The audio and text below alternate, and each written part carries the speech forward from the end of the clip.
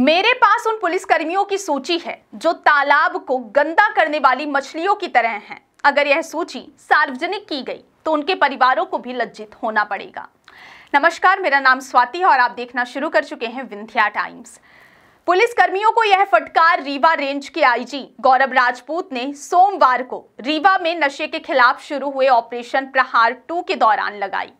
IG ने नशीले syrup के अवैध कारोबार में पुलिसकर्मियों और थाना प्रभारियों की संलिप्तता को लेकर उन्हें मंच से कड़ी चेतावनी दी है। आईजी ने कहा, हर जगह कुछ ऐसे लोग होते हैं जो तालाब को गंदा करने का काम करते हैं। पिछले 4 महीनों में हमने ऐसे लोगों की सूची तैयार कर ली है। मैं नहीं चाहता कि मैं उस सूची में आगे बढ़ूं, उस पर अपनी प्रतिक्रिया दूं जिससे आपको शर्मिंदा होना पड़े। आईजी गौरव राजपूत ने स्पष्ट कहा कि यह संभव नहीं है कि हर जगह नशीली सिरप की शीशियां पड़ी हैं और थाना प्रभारियों को इसकी जानकारी ना हो। आईजी ने चेतावनी देते हुए कहा कि जो लोग इस तरह की गतिविधियों में लिप्त हैं वो समय रहते सुधर जाएं, नहीं तो इस अभियान के शुरू होने के 15 दिन के बाद वो अपने हश्र के जवाबदार खुद होंगे। ऐसे लोगों का जो होगा सो होगा, लेकिन मुझे बड़ा दुख होगा कि उन्हें लज्जा का हार पहनकर समाज के पास जाना पड़ेगा।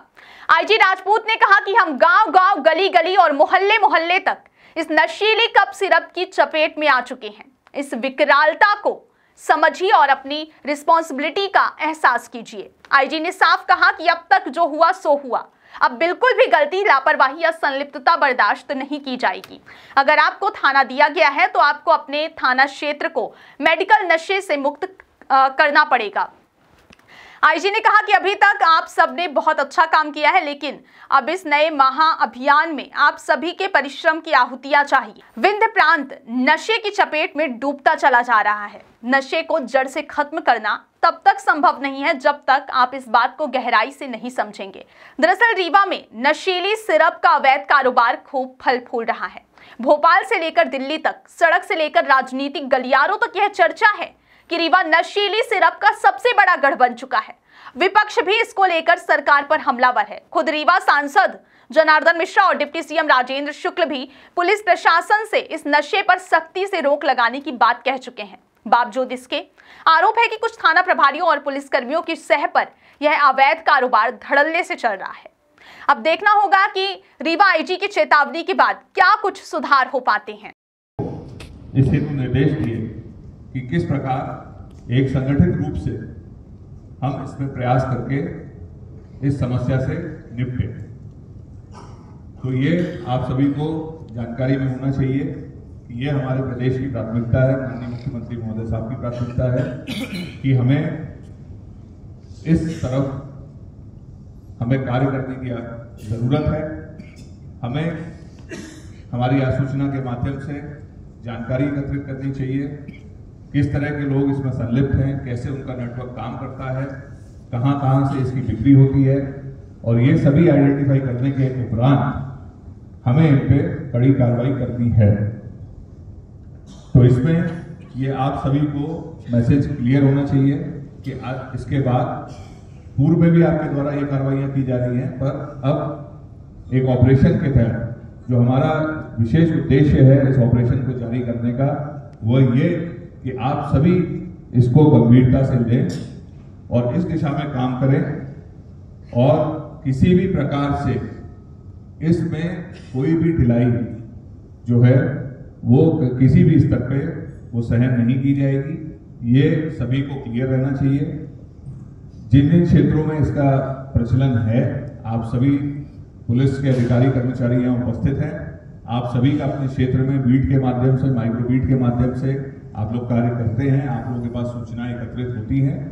अतः आप सभी से अपेक्षित है कि आप अपने यहाँ पे इसका प्रभावी ढंग से पता लगाएं और जानकारी प्राप्त होने के बाद इसमें आपकी टीम गठित करते हुए आपके आपसी सामंजस्य के साथ, चाहे वो थाने के साथ दूसरे थाने का हो या एक सब डिवीजन के साथ दूसरे सब डिवीजन का हो, और यदि इससे ऊपर स्तर में जरूरत पड़ती है तो एक जिले के साथ यदि दूसरे जिले के भी होने की आवश्यकता होगी तो उसको भी हम करेंगे। लेकिन हमारा ये लक्ष्य रहेगा कि इस प्रकार की जो गतिविधियां हैं, विशेष रूप से हमारे यहाँ पे जो फोरेक्स के संबंध में है, उसमें मैं आप सभी लोगों को पुनः कहना चाहूंगा कि आप इसको प्राथमिकता पे लेते हुए ये सुनिश्चित करें कि हमें आप में से कोई भी व्यक्ति चुनिंदा होंगे वो लोग, आप अगर अभी नहीं सुधरे या वो लोग जो इन चीजों में अपनी सहभागिता दे रहे हैं वो नहीं सुधरे, तो कल इस अभियान के शुरू होने के 15 दिन बाद वो अपने हश्र के जवाबदार खुद होंगे।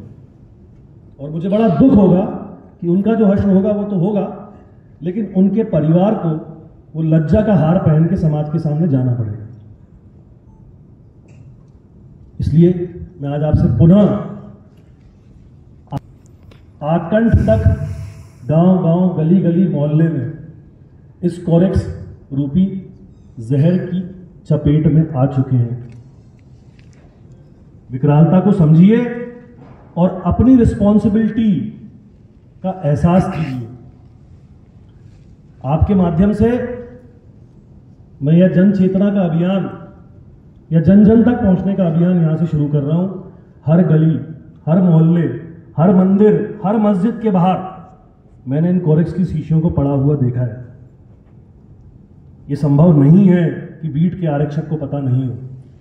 यह संभव नहीं है कि थाना प्रभारी की नॉलेज में चीजें नहीं आ पाए, सिवाय इसके कि आपने अनदेखी की। और अब यहां से वो अनदेखी टॉलरेट नहीं की जाएगी। अगर आपको थाना दिया गया है तो आपकी जवाबदारी पुलिस अधीक्षक की जवाबदारी है। अगर आपको थाना दिया गया है तो आपके दिए हुए कृत्य की जवाबदारी मेरी है। हम यहां सभी एक दूसरे के लिए नहीं बैठे हुए हैं, परंतु शासन और पुलिस विभाग